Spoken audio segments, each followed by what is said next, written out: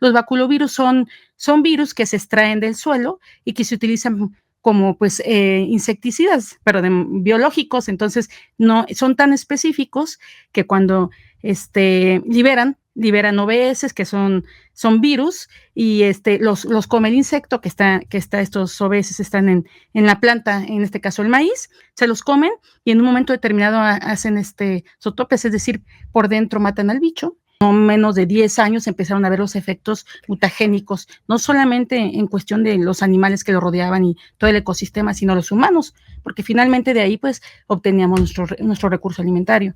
Entonces, después de esto, pues se hace esta propuesta de control biológico en el uso, no de insecticidas, como dices tú, que mata todo de amplio espectro, sino que estos, en el caso de los baculovirus que te comentaba, son tan específicos que se extraen del suelo.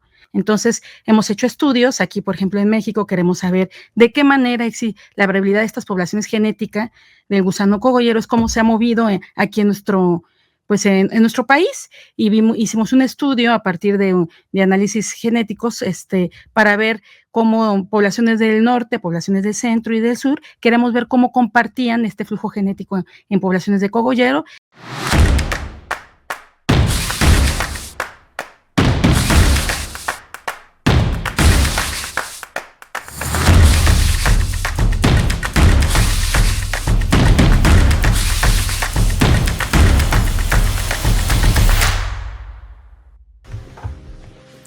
Bienvenidos a otra edición de Saber Más Radio. El día de hoy estamos empezando un programa en donde vamos a platicar acerca de cuáles son todas las opciones que existen para poder controlar las plagas. Ya en alguna edición pasada de Saber Más Radio hablábamos acerca de ciertos compuestos que se pueden hacer para tener un control sobre estas plagas, pero no es la única opción que podemos tener a la mano para hacer este tipo de control de las plagas y sobre todo las plagas en lo que tiene que ver con lo que nos alimentamos. Y para hablar de este tema del cual queremos saber más, tenemos a Selene Ramos Ortiz y ella viene del Instituto de Investigaciones Agropecuarias y Forestales. Selene, bienvenida. Muchas gracias, Nandini, es un placer estar aquí contigo y con todo el público y bueno, ofrecer un poco de información para que la gente conozca más acerca de lo que hacemos aquí en la Universidad Michoacana y bueno, algunas aplicaciones que podemos hacer en investigación que no es así como tan guau, sino que lo podemos llevar a cabo y se hace aquí en México, ¿no? Sí, yo estaba leyendo acerca de lo que has hecho en tu grupo de trabajo, lo cual me pareció fascinante, cómo ir desde cosas como grillos y acabar con un tema de guajolotes, ¿no? Y todo en el mismo proyecto de investigación. Me parece que es algo que nuestros radioescuchas estarán muy interesados de que platiquemos antes de iniciar la entrevista habíamos tenido la oportunidad acerca de platicar un poco acerca de tu trabajo y yo quisiera que nos platicaras un poquito acerca de cuál es tu trabajo que haces, digamos, desde aquí, desde el interior de la universidad.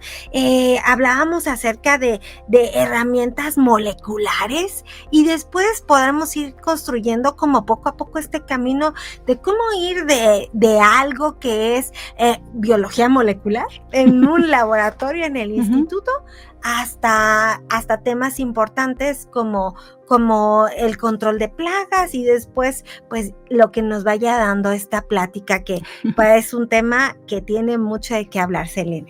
Claro que sí, Nanini, mira, algo interesante es, bueno, yo soy bióloga de formación, aquí Nicolaita de corazón, y bueno, pues siempre es como surge la idea y las preguntas, siempre toda investigación surge de una pregunta, entonces yo en mi andar académico, pues pasé por un montón de cosas. Siendo biólogo, pues uno quiere hacer de todo, ¿no? Pues de eso se trata la biología.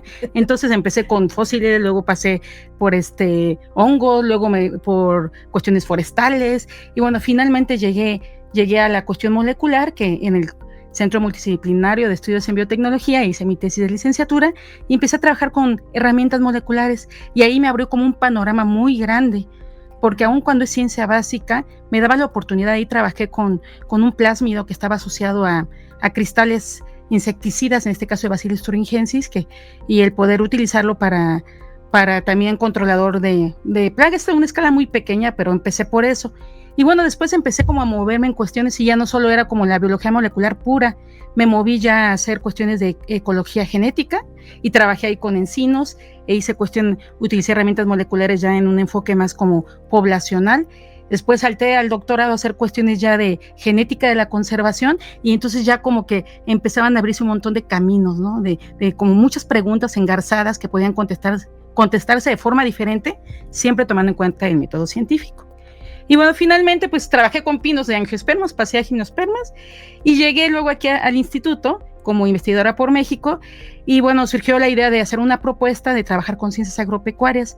¿Y de qué forma? Y sí creo que la idea es pues utilizar todas las herramientas posibles para contestar preguntas. Finalmente yo era bióloga y estaba trabajando como un modelo de estudio, entonces las herramientas moleculares nos permiten poder estudiar diferentes grupos y contestar diferentes preguntas. Entonces planteamos que el proyecto fuera asociado a herramientas moleculares y fortalecimiento de recursos genéticos en ciencias agropecuarias.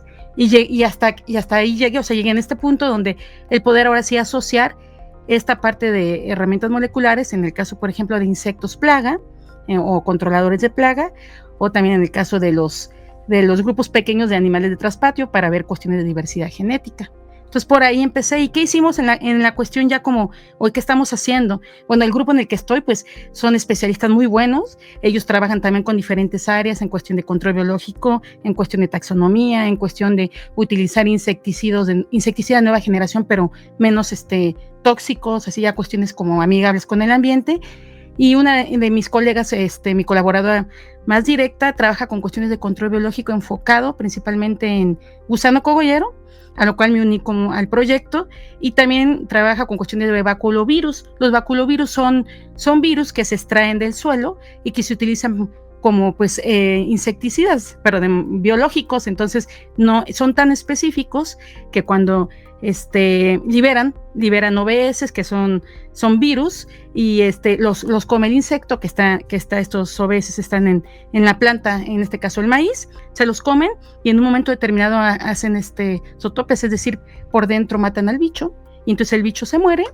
Y algo interesante es que va pasando de generación, y estos OBS que quedaron todavía en el ambiente se mantienen ahí para generaciones posteriores del gusano cogollero. Esta plaga es súper invasiva, muy voraz, y no, o sea, los insectos tienen diferentes tipos de desarrollo, pero pasa por 4 etapas, que es el huevo, la larva, la pupa y el adulto. Y en el caso larval, en el gusano cogollero, tiene 6 etapas de pero pues bueno, son tan voraces que ya en la etapa de 4 a 6, que son muy grandotes, pues de verdad terminan con muchísimas hectáreas de cultivo del maíz. Y bueno, el maíz es un alimento básico en nuestro país, entonces obviamente es de índole económico y muy importante. Entonces hacemos propuestas de control biológico a partir de baculovirus, bueno, de bioformulados de baculovirus, y yo hago la parte genética en saber cómo la diversidad o la identificación también ya sea también diversidad genética o en poblaciones, o también variabilidad genética, tanto del gusano cogollero como también de otros insectos que pudieran estar asociados o aliados para poder combatir también a esta plaga, ¿no? En este caso. Pero sí es un andar algo largo, pero muy, muy benéfico, la verdad. Me mantiene muy entretenida y me gusta mucho, ¿no? Sí, claro, debe de ser una actividad interesante, pero seguramente también tiene como algunos puntos que nuestros radioescuchas estarán interesados en conocer, y voy a hacerte algunas preguntas, ¿no? Entonces, claro. Empezaste desde lo más pequeño, que eran los insectos, y de esos insectos te concentraste en específico sobre las plagas de estos cultivos, pero digamos como que este control biológico es algo muy específico asociado con cada una de las las especies que tú estudias, que van a depender como de los cultivos, o si podrías así como explicarnos un poquito más acerca de cómo es este proceso, porque como es como entiendo que es como mucho más particular, más específico, dirigido en lugar de un pesticida o en comparación de un pesticida químico que lo utilizas y mata absolutamente todo. Y entonces de esta manera te estás como centrando en algunas especies que verdaderamente son plaga y en realidad como todo este trabajo específico del control biológico que tú realizas es esa identificación. ¿Estoy en lo correcto? Si nos puedes platicar más de esto. Sí, mira, pues bueno, ya en la época de los 40 de la Revolución Verde, ya ves, llegó así con un montón de cosas, y entre ellas el uso así deliberado de insecticidas, pero insecticidas completamente tóxicos, hasta el punto que pues todo el mundo lo podía comprar y utilizar, y bueno, no menos de 10 años empezaron a ver los efectos mutagénicos, no solamente en cuestión de los animales que lo rodeaban y todo el ecosistema, sino los humanos, porque finalmente de ahí pues obteníamos nuestro recurso alimentario. Entonces después de esto pues se hace esta propuesta de control biológico en el uso, no de insecticidas como dices tú, que mata todo de amplio espectro, sino que estos, en el caso de los baculovirus que te comentaba, son tan específicos que se extraen del suelo, y estos solamente matan, en este caso a polillas, o sea, aquí las mariposas o el gusano coguero que se convierte en polilla en estado adulto, y no afectan ni a todos los demás microorganismos que están alrededor, ni en el suelo, ni en el ambiente, y también solamente específico a ese. Puede haber otros baculovirus que sean específicos para otras plagas, y una cosa que podría ser una desventaja es que todavía aquí en México no es usado de manera masiva. Ya en Brasil lo hacen de manera masiva, y se puede producir a nivel escala pequeña o grande en el laboratorio, y se venden estos bioformulados. Tiene algunas desventajas, se inactivan en un periodo corto de tiempo con los rayos UV. Okay. Entonces eso implica que pues tampoco muchos de los productores digan, no, pues no me conviene, yo mejor pues meto insecticidas de que duren mucho tiempo y que puedan darme como mayor efectividad.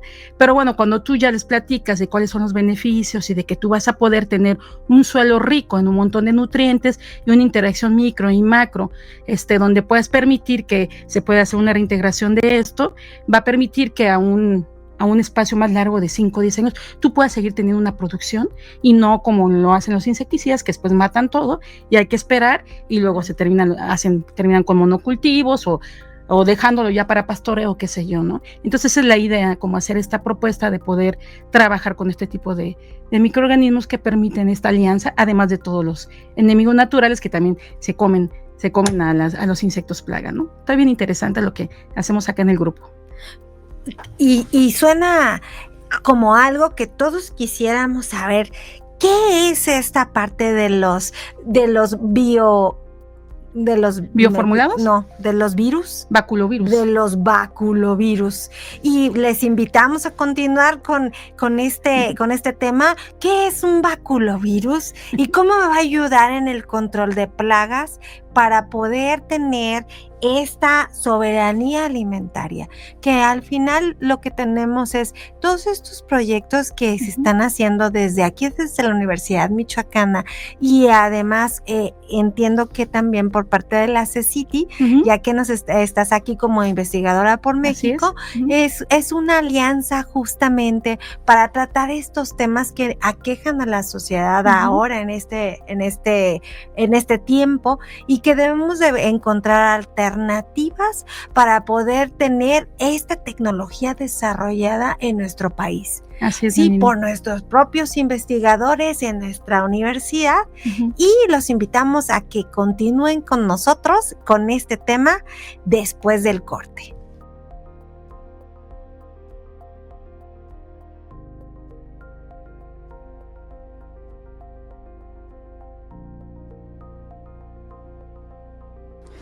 Y estamos de vuelta con este interesante tema. Gracias por permanecer con nosotros. Y nos quedamos hablando con Selene y estábamos en los baculovirus. En el corte tuvimos oportunidad de platicar con Selene y nos platicaba que estos baculovirus es como enfermar a la plaga. Así De es. cierta manera, esto es la visión más sencilla de lo que podríamos entender del control biológico. Ujú. Pero para poder enfermar a las plagas en específico, se necesita hacer todo un estudio acerca de cuál es esa plaga, qué es lo que la enferma, y me platicaba Selena en el corte que este es justo su tema, y su tema de estudio tiene más que ver con la parte de la genética. Y en el equipo que tienen conformado hay alguien más que se dedica a trabajar con estas enfermedades para las plagas. Así es que quisiera centrarme un poquito, Selena, porque pues bueno, tendríamos una cantidad muy grande de plagas sobre las cuales aquí podríamos platicar, pero ciertamente aquí en México somos la tierra del maíz. Así es. Entonces, hay una plaga en específico que nos esté afectando y de la cual tú también has hecho investigaciones.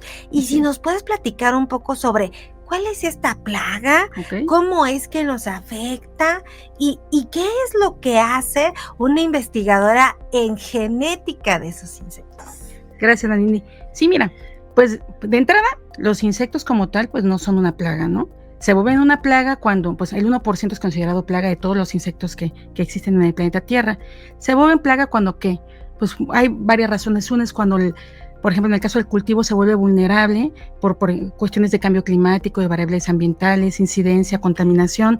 Otras también porque el recurso, es decir, alimento, es muy abundante, o porque se eliminan los depredadores, como es el caso que los insecticidas lo eliminan, entonces pues empiezan a haber una sobrepoblación y se puede volver plaga, ¿no? Entonces, en el caso ya aquí, de manera más específica, pues les comentaba previo al corte, que está el gusano cogollero. El gusano cogollero es una plaga que no es así que digamos tan antigua. En el 2016 se tenía conocimiento que estaba solamente aquí en América, pero pues ya para estas fechas se tiene conocimiento que se encuentra en todos los continentes, lo cual pues es importante, porque aun cuando no se desplaza tanto, pues se ha llegado a todos lados de una u otra forma, y se sabe que pues es por el movimiento antropogénico que ha llevado el germoplasma de un lado a otro. Entonces, hemos hecho estudios aquí, por ejemplo, en México. Queremos saber de qué manera la variabilidad de estas poblaciones genéticas del gusano cogollero es cómo se ha movido aquí en nuestro país, y hicimos un estudio a partir de análisis genéticos para ver cómo poblaciones del norte, poblaciones del centro y del sur, queremos ver cómo compartían este flujo genético en poblaciones de cogollero. Y bueno, sí encontramos que existía una variación. No era que todo fuera exactamente igual, no era lo mismo. Sin embargo, sí había como un intercambio de flujo génico entre poblaciones del norte con algunas del centro y otras poblaciones del sur con algunas. Entonces encontramos como una conexión que se debía principalmente a eso, ¿no? A la idea del movimiento por los seres humanos. Entonces eso nos da una idea de qué manera se puede abordar, o cuáles son los caminos que la plaga en el cogollero se ha podido mover, y cómo poder hacer una propuesta aquí le decimos un manejo integral de plagas, para hacer propuestas de qué es lo que se tiene y cómo se puede combatir a este insecto, ¿no? Claro, y eso es, además de que es muy específico para una especie, pues eso también permite una interacción muy importante con los grupos de investigación, y un trabajo multidisciplinario que luego te puede llevar de cosas muy pequeñitas, así como plagas, a cosas diferentes como los animales de traspatio. Estaba muy interesada yo en este tema. ¿Cómo es que tu investigación te ha llevado en esta línea a abarcar diferentes puntos? Y creo que una de esas puede ser este trabajo multidisciplinario, que te permite ver un panorama mucho más amplio y muchos lugares en donde se puede aplicar la genética. Y quisiera ahora, Selene, que para cerrar este segundo bloque, pudiéramos hablar acerca de qué tiene que ver ahora la línea, ¿no? Estoy pasando de plagas y ahora hablar animales de traspatio, que también es parte de tu investigación, y lo cual la hace pues vibrante, ¿no? Es como una línea transversal. Así has avanzado ya por muchos temas, pero ¿qué tiene que ver con esos animales de traspatio? cuáles son, Ujú. qué es lo que está haciendo una investigadora con genética con los animales de traspatio. Pues mira, aquí la propuesta del proyecto tenía que ver enfocada más en cuestiones, pues les decía, de recursos genéticos y herramientas moleculares, y el estar respondiendo estas preguntas. Y en el caso de las ciencias agropecuarias, pues tiene que ver con la soberanía alimentaria. Nos enfocamos en los cultivos y en cuestiones de plagas y el manejo de estos, pero también nos enfocamos en estos grupos más pequeños, porque en realidad algo bien interesante es que pues conozco un montón de especialistas, conozco agrónomos, conozco veterinarios, conozco biólogos de muchas áreas, y todos ellos aportan así en pequeña o en gran medida a poder nosotros responder esto. Entonces, en esta área pues también trabajo con otro de los laboratorios muy, muy interesante, Innovación Pecuaria, y ellos trabajan con grupos de animales, entre ellos pues borregos, trabajan con cerdos, trabajan con guajolotes, y con un montón de organismos que tienen que ver, que son pecuarios. Entonces, cuando yo llego con ellos a colaborar, pues más surgía la idea de conocer cómo estaban nuestros grupos de animales criollos, que son como base y fundamento también del alimento mexicano, como es el guajolote, que pues el guajolote está presente, no el pavo como tal, el guajolote está presente en las fiestas tradicionales, ¿no? Claro. Mexicanas, en el mole, ajá, exacto. Y luego, por ejemplo, en el caso de los cerdos también, hay el cerdo pelón mexicano, que tenemos propuesta de un trabajo de eso, que también solamente se encuentra en la península y que solamente es mexicano, o sea, solo se origina aquí. O tenemos también la idea de las vacas criollas y todos estos organismos, y los burros criollos, que no son menos importantes, porque también han venido a pertenecer aquí a la sociedad o a la cultura mexicana, y han aportado pues no solo como animales que jalan, ¿no? Que ayudan como a carga, sino también esta cuestión que tiene que ver con la cultura y cómo son emblemáticos en muchas cosas, pues muchas tradiciones mexicanas, ¿no? Y entonces queremos ver nosotros si hay una pérdida de variabilidad genética en estos grupos por el uso o el cambio a la tecnología, a las máquinas, a los tractores. Entonces estamos haciendo estudios a nivel poblacional. Ahorita es muy pequeño, a nivel, por ejemplo, en regiones, y queremos ver si se ha perdido la variabilidad genética en estas poblaciones y si podemos hacer guardar un acervo genético de estos animales. Y tenemos un trabajo apenas de un estudiante de licenciatura que sacó del guajolote. Fueron solamente 3 poblaciones aquí en Cuitzeo, y nosotros pensábamos que en realidad pues iba a estar pues una variabilidad muy baja, y no.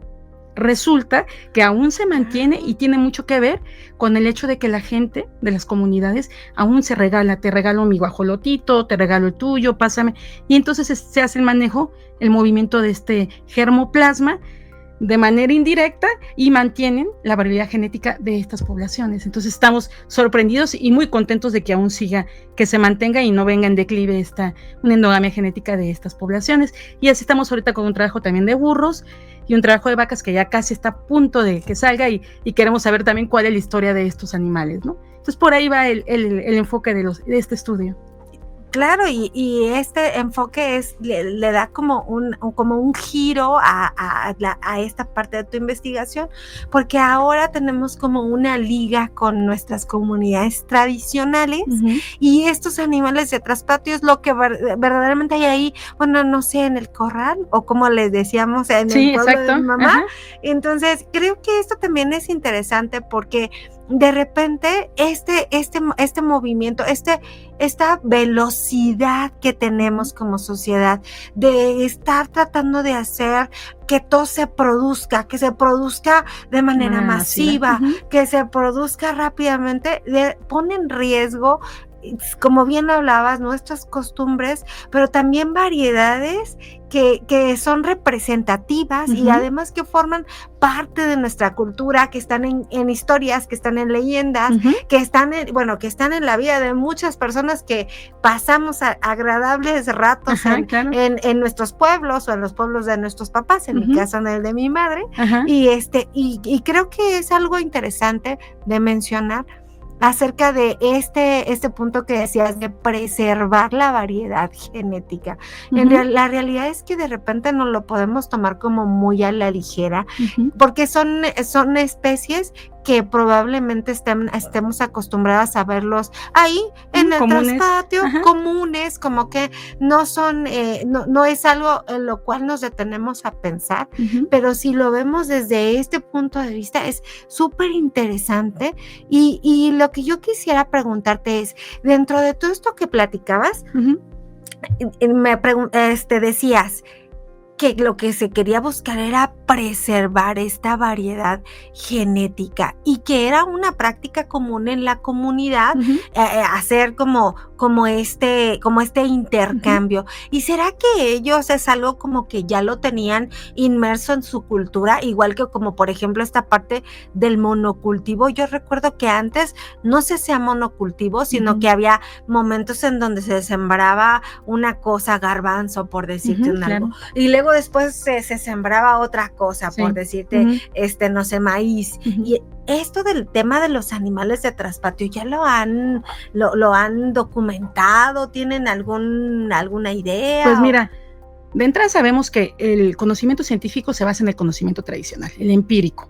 De ahí partimos, solo que ahora ya le damos nombre, ¿no? Y seguimos en pasos, una sucesión de pasos y tenemos un resultado. Pero el conocimiento pues se basa en ello. Y este conocimiento que se hacen en los pueblos y en todas estas comunidades es algo que todo el tiempo se ha hecho desde la domesticación de estos animales y que se viene pues el intercambio de animales y también la selección de, ¿no? Mira, fíjate, mi guajolote, no sé, tiene doble pechuga o tiene unos muslos más grandes, qué sé yo, entonces te paso un polluelo. Entonces empieza a ver como esta selección artificial que ha permitido pues el poder mejorarlos de manera artificial y el poder estar pasándose como estos ejemplares y mantenerlos, y eso es lo que los tiene ahora, hoy por hoy aquí, ¿no? Y en el caso, por ejemplo, de los cultivos es exactamente igual. La milpa, estamos regresando a la milpa, que era esta combinación del maíz, la calabaza y el frijol, ¿no? Y que lo que hace es esta rotación para poder también, pues, que ayuda de manera ya más científica a poder mantener a este cultivo. Y con esto vamos a terminar esta edición de Saber Más Radio, en donde estuvimos hablando de un tema interesante con la doctora Selene, y los invitamos a continuar en la siguiente emisión. Muchas gracias por escucharnos. Hasta luego. Gracias.